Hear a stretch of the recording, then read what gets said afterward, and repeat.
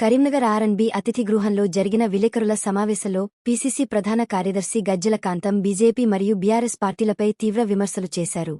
BJP నాయకులు ప్రజా సమస్యలను పక్కనపెట్టి దేవుడి పేరుతో రాజకీయాలు చేస్తున్నారని, నరేంద్ర మోదీ నుండి బండి సంజయ్ కుమార్ వరకు రాముడు, హనుమంతుడు పేర్లతోనే రాజకీయ లాభాలు పొందాలని చూస్తున్నారని అన్నారు.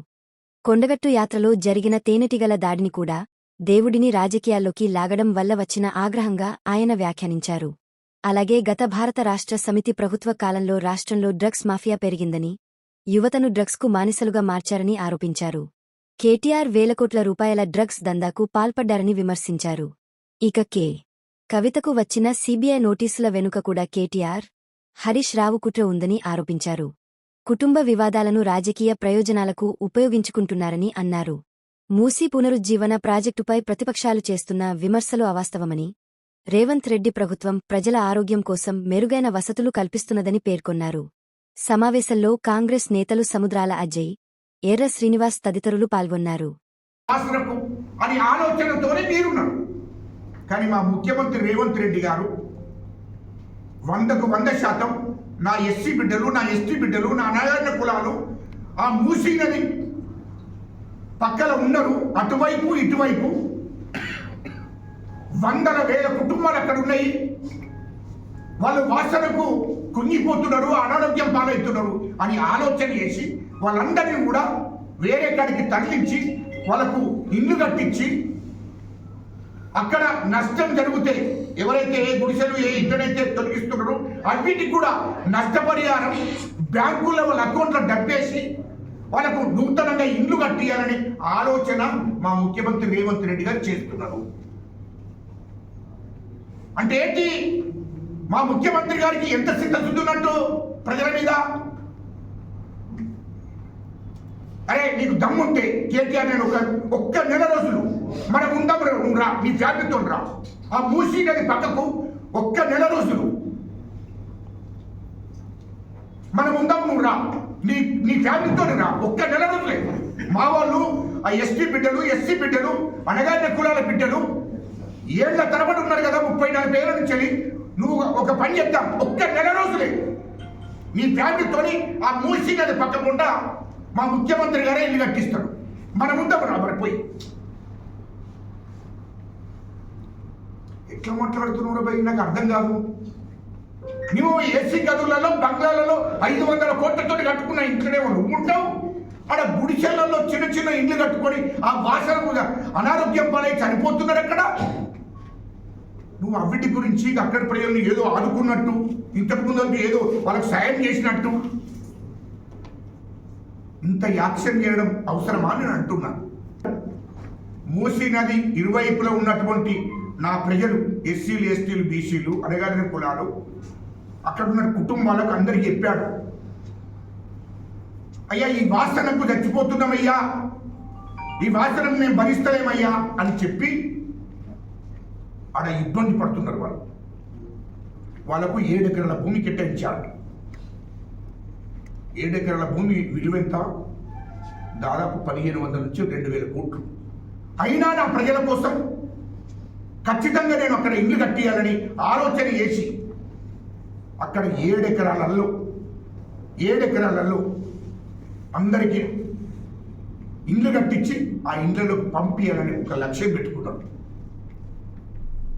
ఎవరైతే ఆ మూసీ నది ఇరువైపులా ఉన్నటువంటి కుటుంబాలు ఎవరైతే ఉన్నారో వాళ్ళకందరికీ కూడా నష్టపరిహారం చెల్లించుకుంటూ వాళ్ళ బ్యాంకులలో వాళ్ళకు నష్టపరిహారం వాళ్ళ బ్యాంకు అకౌంట్లలో డబ్బేసి తిరిగి వాళ్ళకి ఇండ్లు కట్టించి ఆ ఇండ్లకు పంపించాలి, వాళ్ళ ఆరోగ్యంతో మంచిగా జీవించాలనే లక్ష్యంతో మా ముఖ్యమంత్రి గారు ముందుకు పోతున్నారు.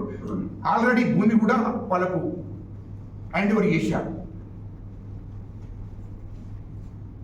ఇంకా తదిమ్మ జనానికి కూడా ఆ 7 ఎకరాలు జరిగిపోతే అవసరమైనటువంటి ఇంకో 7 ఎకరాలు తీసుకొని ఖచ్చితంగా ఈ పేద ప్రజలందరికీ అక్కడ ఇండ్లు కట్టియాలి, వాళ్ళకు స్కూల్ సౌకర్యం కల్పించాలి, వాళ్ళకు నష్టపరిహారం కూడా వాళ్ళ అకౌంట్లలో ప్రభుత్వమే డబ్బేస్తుంది. అది గ్యారెంటీ ఇచ్చాడు మా ముఖ్యమంత్రి రేవంత్ రెడ్డి గారు. ఇంత మంచిగా ప్రజలకు ఇస్తుంటే ప్రజలకు నష్టం జరుగుతుంది. అక్కడ ప్రజలు చెప్తారు కదా ప్రజలకు నష్టం జరుగుతాయి. నీకెందుకు ప్రజల గురించి మాట్లాడే అర్హత కేటీఆర్కు లేదు. నువ్వు ఎన్ని దుర్మార్గ పనులు చేసినావో తెలంగాణ ప్రజలందరికీ కూడా తెలుసు. ఏమైంది మీరు ఇచ్చిన హామీలను? డబుల్ బెడ్రూమ్ అన్నారు, చేసిండ్రా? దళిత బంధు అన్నారు, చేసిండ్రా? బీసీ బంధు అన్నారు, ఇచ్చిండ్రా? దళితుడు ముఖ్యమంత్రి చేస్తారన్నారు, ఇచ్చిండ్రా? నిరుద్యోగ వృత్తి అన్నారు, ఇచ్చిండ్రా? ఇంటికో ఉద్యోగం అన్నారు తెలంగాణ వచ్చే ముందు. మరి ఇంటికో ఉద్యోగం ఇచ్చారా? ఇవన్నీ కూడా ప్రజలు గమనిస్తున్నారు. కేటీఆర్ తొందరపడకు. నీ సొంత చెల్లెని చెప్తుంది కదా కేటీఆర్, ఎందుకు పరిశీలన ఇస్తున్నావు? సొంత చెల్లెనే కవితనే చెప్తుంది కదా నీ భాగవతం అంతా.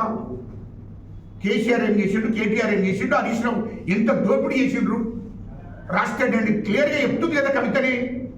సొంత ఆడిబిడ్డను బయటికి నెట్టేసి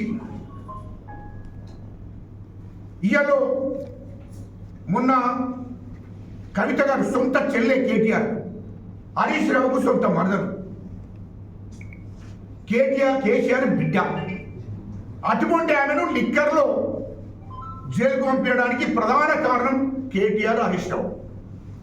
ఇప్పుడు కూడా కేసు కొట్టుడు వేయింది అని చెప్పి క్లియరెన్స్ రాగానే మళ్ళీ నినాక మొన్న కేంద్ర హోంమంత్రి అమిత్ షా గారితో మాట్లాడి, కిషన్ రెడ్డి గారితో మాట్లాడి, ఎవరు కేటీఆర్, హరీష్ రావు మాట్లాడి నువ్వు వెంటనే మళ్ళీ కేసును రీఓపెనింగ్ చేయండి, హైకోర్టుకి వెళ్ళి సుప్రీంకోర్టుకి వెళ్ళండి, ఎందుకంటే మళ్ళీ సిబిఐతో మళ్ళీ విచారణ చేపిస్తున్నారు. ఎవరు దీని ప్రధాన కారణం కేటీఆర్, హరీష్ రావు. సొంత చెల్లె. ఇంత దుర్మార్గుడు ఇంకెక్కడ ఉంటాడా అని నేను అంటున్నా. సొంత చెల్లెకు మళ్ళీ నోటీసులు పంపించాడు సిబిఐ. సిబిఐ నోటీసులు పంపించాలి సొంత చెల్లెకు. ఎవరి మూలంగా? వెంటనే. ఎందుకంటే సొంత చెల్లె పార్టీ పెడతానని చెప్తుంది, మొత్తం మేము చేసిన దోపిడీ అంతా ప్రజలకు చెప్తుంది కవిత అని చెప్పి ఆలోచన చేసి మొన్న 10 రోజుల క్రితమే, దాదాపు 15 రోజుల క్రితము హోంశాఖ మంత్రి అమిత్ షా గారితో మాట్లాడి, కిషన్ రెడ్డి కేంద్ర మంత్రితో మాట్లాడి, వెంటనే సిబిఐతో మళ్ళీ విచారణ చేయించండి, నోటీసులు పంపించండి అని చెప్పి ఇదే కేటీఆర్, ఇదే హరీష్ రావు మాట్లాడి మళ్ళీ పాపం నినాక మొన్న మళ్ళీ నోటీసులు పంపించారు కవిత. ఇదేంద్ర భయ్? కేసీఆర్కు సొంత బిడ్డ అనే ఆలోచన ఆయనకు లేదు, సొంత చెల్లి అనే ఆలోచన కేటీఆర్కు లేదు, హరీష్ రావుకు లేదు. ఇదేంటి భయ్? నాకు అర్థం కాదు. సొంత ఆడిబిడ్డ అరే భయ్ ఆస్తిలో నాకు సగం భాగం ఇవ్వమని అడిగింది. అడిగినందుకు మరి ఇంత ఆస్తి సంపాదించావు కదా అని చెప్పి తండ్రిని అడిగింది. అన్న ఇంత ఆస్తి సంపాదించడం తన సగం నీకు సగం నాకు, ఇద్దరం పుట్టాం కదా తండ్రికి అని అడిగినందుకు. రెండవది రాజకీయాల్లో నాకు కూడా ప్రాధాన్యత కల్పించాలి అన్నందుకు. ఇప్పుడు మళ్ళా కొత్తగా పార్టీ పెట్టినందుకు, పార్టీ పెట్టబోతుంది, నువ్వు కొత్తగా పార్టీ పెట్టబోతున్నావా అని చెప్పి ఇవన్నీ ఆలోచన చేసి సొంత చెల్లని చూడకుండా కేటీఆర్, హరీష్ రావు ఆలోచన చేసి మరి సిబిఐతో నోటీసులు పంపే కార్యక్రమం చేశారు. ఇది వాస్తవం కాదా? కేంద్ర హోంమంత్రి అమిత్ షా గారితో మీరు మాట్లాడింది వాస్తవం కదా కేటీఆర్? చెప్పు ప్రజలకు. అంటే సొంత ఆడిబిడ్డనే నువ్వు మళ్ళీ జైలు పంపే కార్యక్రమం చేస్తున్నావు అంటే ఈ రాష్ట్రంలో ఉన్నటువంటి ఆడిబిడ్డలను నువ్వు ఏ విధంగా చూస్తావో అది ప్రజలందరికీ అర్థమవుతుంది. సొంత చెల్లెకు న్యాయం చేయనుడివి, సొంత బిడ్డకు న్యాయం చేయని కేసీఆర్కు మరి ఈ రాష్ట్రంలో ప్రజలకు ఎట్లా న్యాయం చేస్తారే నాకు అర్థం కాదు. అది ఒక్కదానికి చెప్పాలి వాళ్ళ జవాబు. అందుకోసమే తెలంగాణ ప్రజలు బీఆర్ఎస్ నమ్మే పరిస్థితులు లేరు. బీఆర్ఎస్ను భూస్థాపితం చేయడానికే తెలంగాణ ప్రజలు సిద్ధంగా ఉన్నారు. అది గుర్తుపెట్టుకోవాలి. ప్రజలు నమ్మే పరిస్థితులు లేరు. సొంత ఇంట్లో బిడ్డకు న్యాయం చేయనటువంటి కేసీఆర్, సొంత చెల్లెకు న్యాయం చేయనటువంటి కేటీఆర్, సొంత బిడ్డను సొంత చెల్లెను కేటీఆర్ బయటికి నెట్టేసింది. వీరికి ఇప్పుడు మళ్ళీ సిబిఐ విచారణ చేపిస్తున్నాడు, మళ్ళీ జైలుకు పంపించే కార్యక్రమం కేటీఆర్, హరీష్ రావు చేస్తున్నాడు. ఇది వాస్తవం కాదా? దీనికి ప్రజలకు చెప్పవా? మా కాంగ్రెస్ ప్రభుత్వాన్ని, మా ముఖ్యమంత్రి రేవంత్ రెడ్డి గారిని తర్వాత మాట్లాడుతూ కానీ నువ్వు మీరు ఏం చేస్తున్నావు గుర్తుపెట్టుకోండి.